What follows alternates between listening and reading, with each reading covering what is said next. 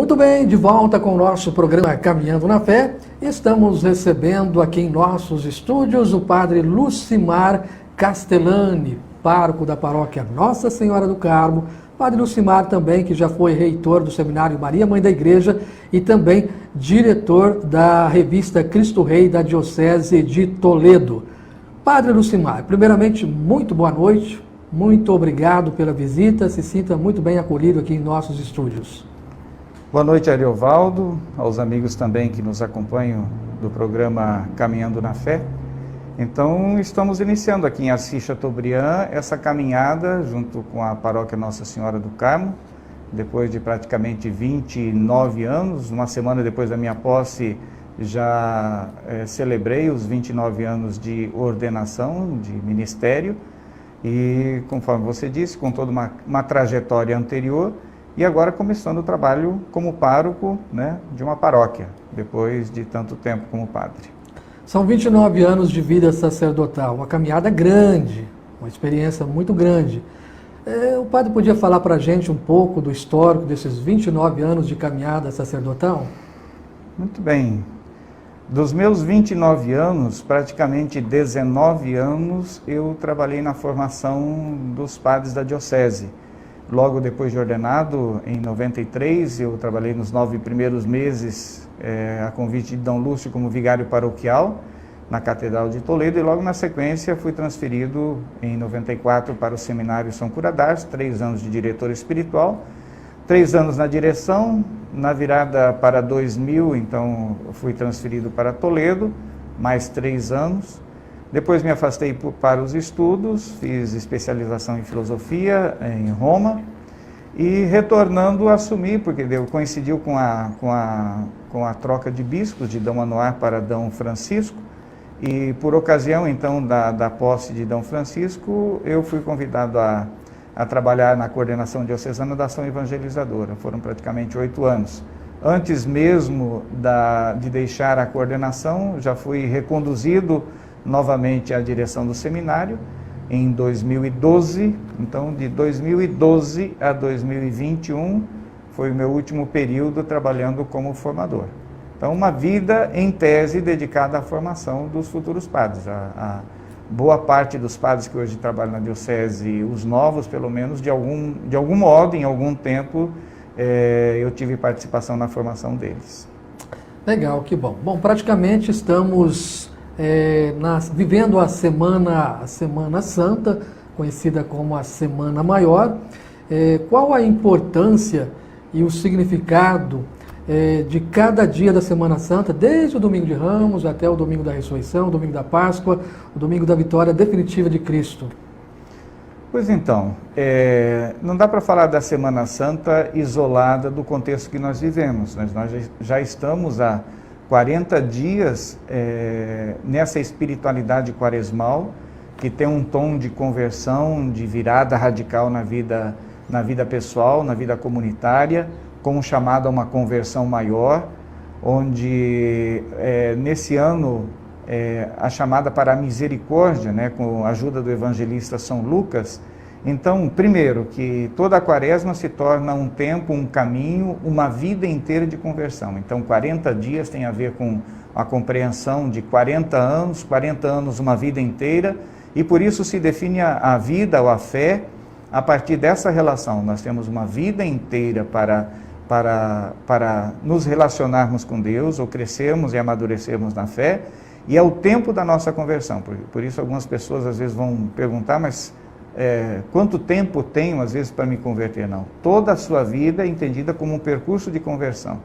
E este percurso é como se fosse um caminho que nos levasse para o alto da cruz. Por isso a Semana Santa leva o cristão, o católico, a esta experiência onde encontra em si, no seu caminho, a experiência do crucificado. Então, ao invés de nós darmos a vida, é Deus que dá a vida por nós. E isso tem todo um processo. Então, Jesus caminha para Jerusalém, nós caminhamos com Ele, por isso começa com a celebração do Domingo de Ramos, a entrada triunfal de um rei com características completamente absurdas. Nunca se viu um rei entrar na cidade montado num jumentinho, tendo pobres como corte, né? E ramos espalhados pelo chão, mas essa é a característica do servo, ou seja, daquele estilo de rei que se coloca a serviço da humanidade, a serviço do homem. Este como fator, a celebração principal no domingo de Ramos. E depois, em âmbito comunitário, celebramos o tríduo pascal. Na quinta-feira, a instituição da Eucaristia, o lava-pés. Na sexta-feira, então, a sexta-feira da paixão, com acento à morte de Jesus, o sacrifício de Jesus na cruz. E no sábado santo, então, a vigília pascal com a ressurreição. De novo, sempre um caminho.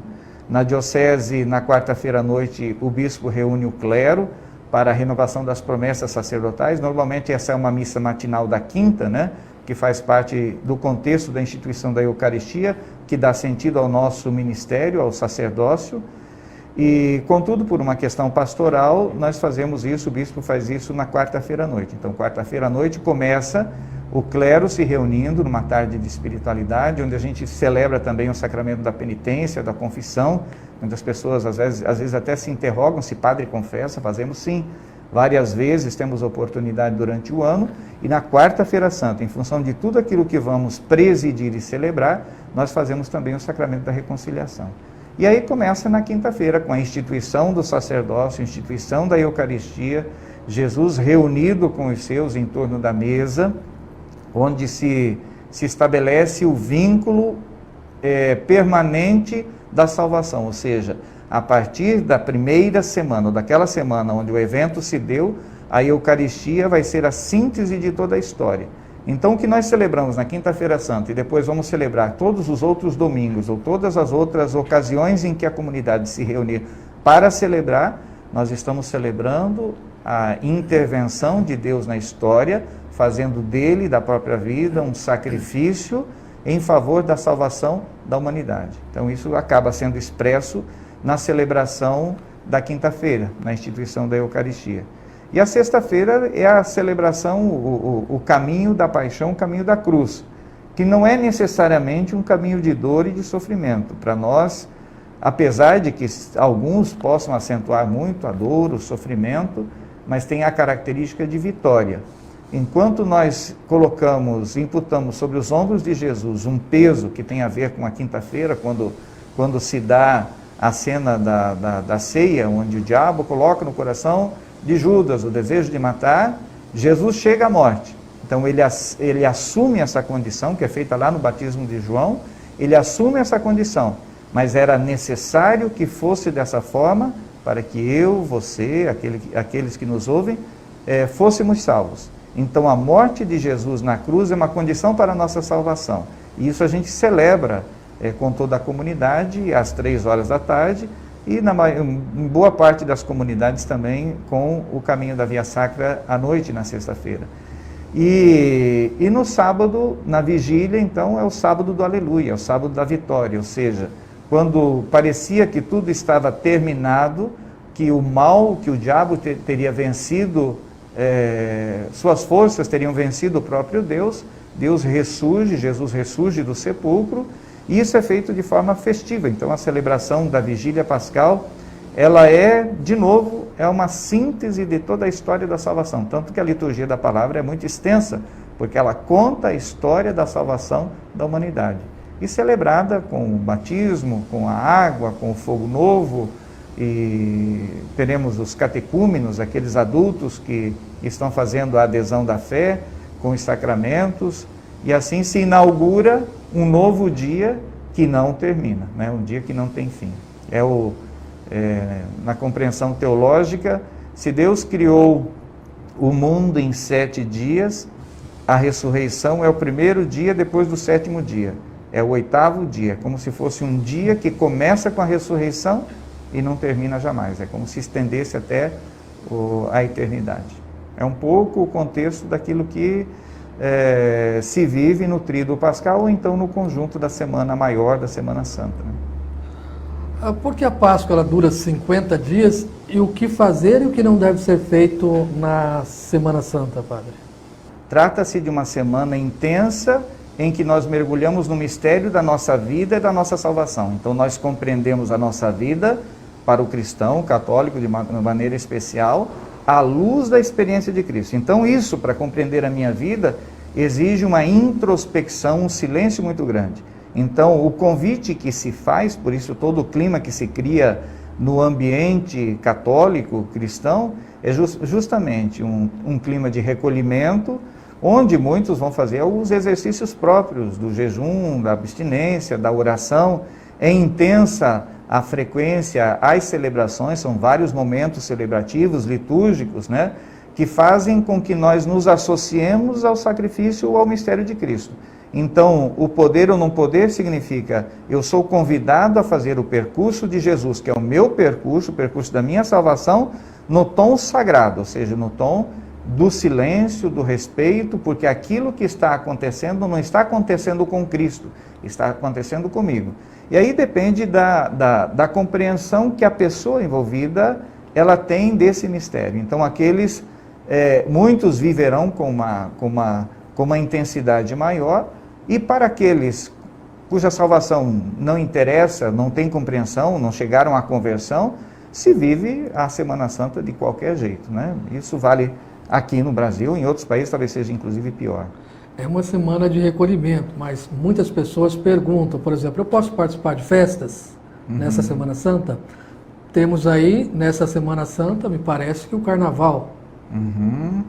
O que dizer sobre isso, padre? Bom, o cristão, o católico que sabe que ele vive a espiritualidade, que a espiritualidade, o silêncio, compreende parte da Semana Santa, ele vai se isentar ou não vai se dar o capricho de participar do carnaval. Primeiro que a organização social não obedece o preceito religioso, né? Então o cristão que é comprometido sabe que naquela semana tem toda a espiritualidade, e se ele é comprometido, se ele realmente compreende o significado disso tudo, ele vai se isentar desse tipo de, festa ou evento, porque sabe não somente do compromisso, mas do significado que tem aquilo para a sua vida. Então é capaz de fazer essa opção, mais do que poder ou não poder. Não, eu faço opção por celebrar. Como existe uma conotação de liberdade, de compromisso, que a igreja impõe, que estabeleça que seja um pecado, claro que é um pecado não celebrar a sua salvação, né? Agora, o poder e o não poder vai da consciência de cada um. Amém. O Padre Lucimar, em 1 Coríntios capítulo 1, versículo 18, a linguagem da cruz é loucura para os que se perdem, mas para os que foram salvos, para nós é uma força divina. É inevitável seguir a Cristo sem carregar a cruz. Como entender essa linguagem da cruz, essa mensagem da cruz? E gostaria também que o padre fizesse uma reflexão sobre as 7 palavras da cruz. Muito bem. O que se pode fazer ou entender por loucura? Primeiro, que não se compreende nenhuma religião, em nenhum tempo, em nenhuma dimensão da história, se viu um Deus, ou se teve a ideia de um Deus que chegasse ao ponto de Jesus. Então é inadmissível, é escandaloso um Deus que se submete à cruz. Porque assim, Deus, é todo-poderoso, onipotente, tem toda a força, tem todo o poder. Supostamente, se Jesus fosse Deus na compreensão da loucura, ele não permitiria que sobre si fosse tramada tamanha violência. Então, Deus não seria Deus porque ele não reage. Então, Jesus é escandaloso porque ele deveria reagir. Mas qual é a forma da reação? O nosso modo de justiça, que depois vem na comparação com a justiça da cruz, o nosso modo de justiça é reagir à violência com violência. Então, é como a guerra. Então, aquele que nos ataca, nós não nos conformamos com o ataque, nós nos armamos e contra-atacamos com mais violência. Tanto que ganha, na lógica do mundo, do reino dos homens, ganha quem for mais violento. Daí se propõe a lógica da cruz. Qual é a lógica da cruz? Que daí tem a ver pode trazer um pouco esta questão das 7 palavras, que Jesus passo a passo vai fazendo o encontro com as pessoas à beira do caminho, até chegar no alto da cruz. Então, Jesus na cruz vai ser exatamente o inverso. Ao invés de combater o mal e a violência com a mesma violência, a justiça da cruz é a justiça da misericórdia. Então se combate a violência com o amor. Isso é loucura. Qualquer pessoa que você proponha, faça uma proposta dessa, vai dizer que isso não é possível, né? Não cabe uma compreensão dessa. E você pode fazer o raciocínio, poderíamos exercitar um pouco o raciocínio nesse sentido, dentro da lógica que nós temos como justiça. Se a violência que é combatida com a violência, qual é o extremo que se chega?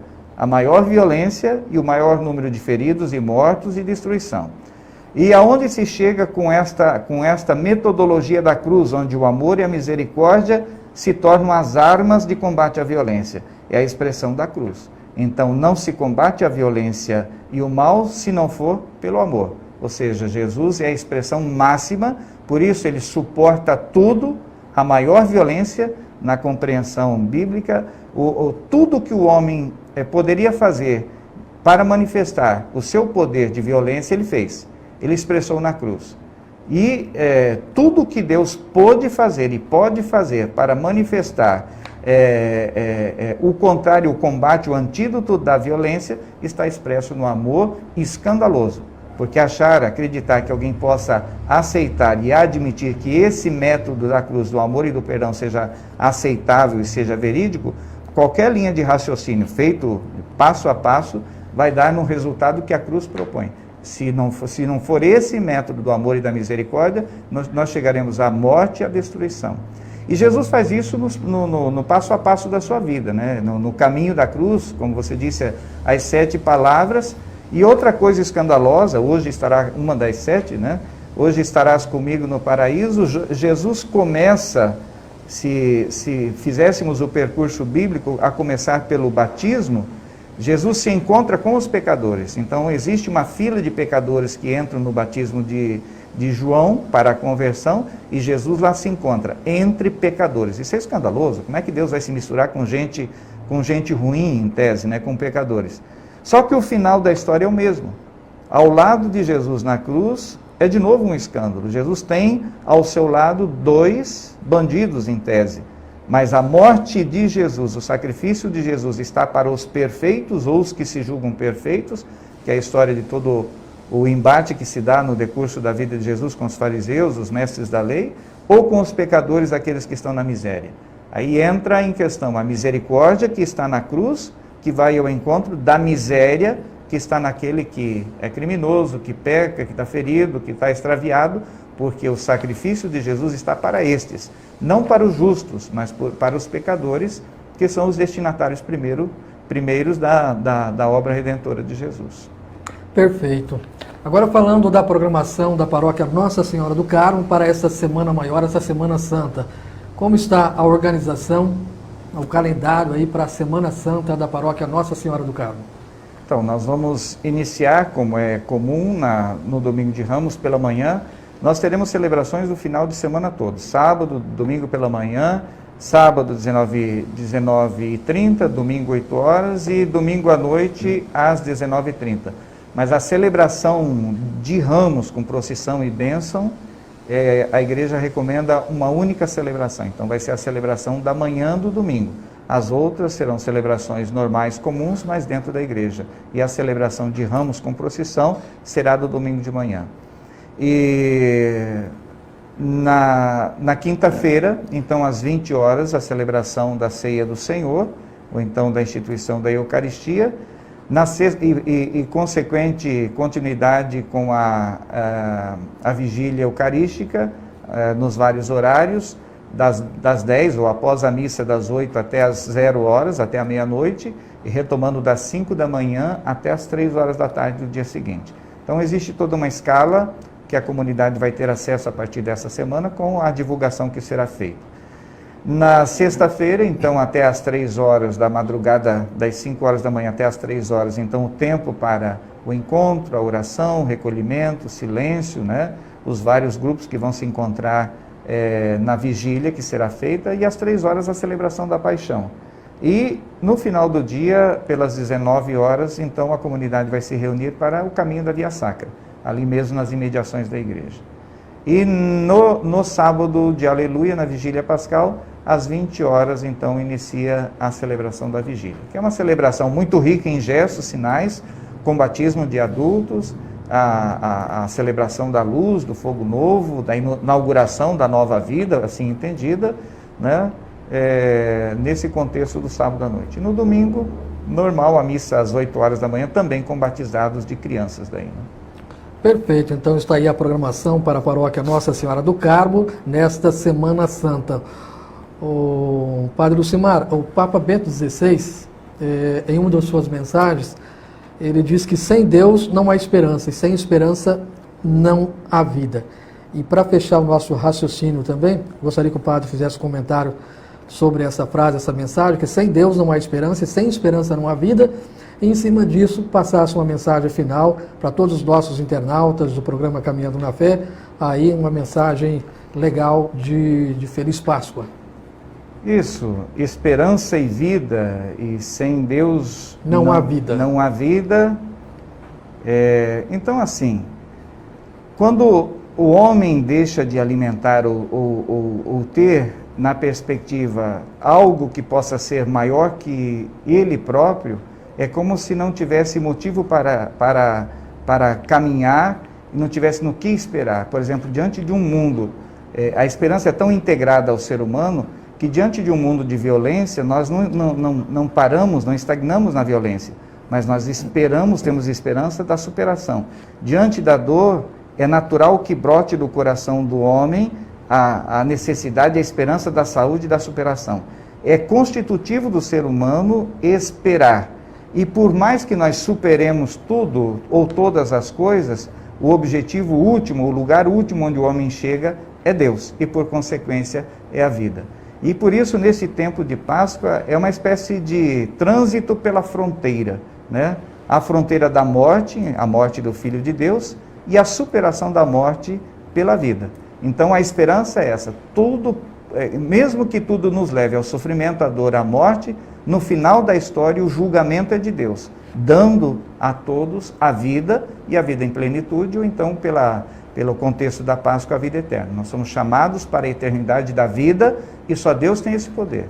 Então, neste percurso que nós vamos percorrer, estamos percorrendo nesta Semana Santa, nesse tempo de Páscoa, que seja essa a atitude. Pode ser que ao nosso redor, no nosso ambiente pessoal, familiar, as coisas não estejam indo bem, no contexto mundial também, as coisas complicadas, mas no momento que nós deixarmos de alimentar a esperança na superação, é como se a nossa vida chegasse ao fim. E a vida enfrentada, vivida nessa perspectiva de Deus e da fé, dá esse suporte, não nos deixa parar, nos remete sempre numa perspectiva futura de esperança, onde o objetivo último e final é o encontro com o Deus Criador e Salvador em Jesus Cristo.